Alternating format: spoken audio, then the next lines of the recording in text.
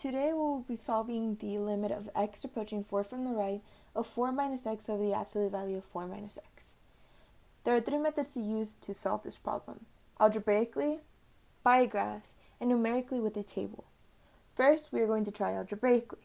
We are going to plug in 4 for x because we are approaching 4, and you can see that we end up with 0 over 0. Although we got 0, that does not mean that the limit does not exist, but that you have to use a different method in order to find the limit. So we are going to resort to a table. So I plugged in a couple of numbers that approach 4.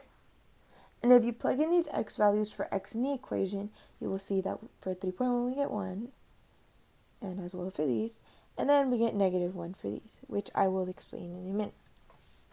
I will also show how I got the negative 1. So I just plugged in the x values into the x of the equation, and I will get negative 0.9 and 9. And this will be positive 0.9 because the absolute values will turn it into a positive.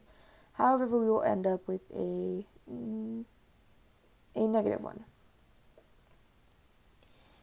So we know that the limit is negative 1 because this is approaching the limit from the right, and this is approaching the limit of the left.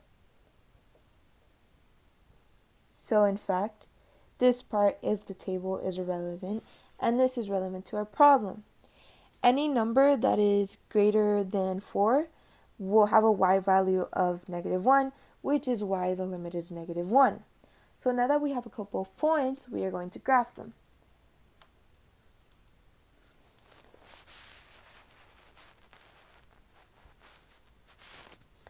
We will have a hole at 4 because when basically you can cancel these out getting 0, so that means it does not exist. So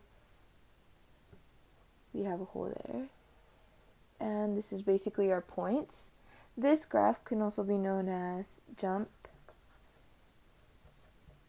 discontinuity, which is self-explanatory because one graph line is jumping to another, and that is how you solve this problem.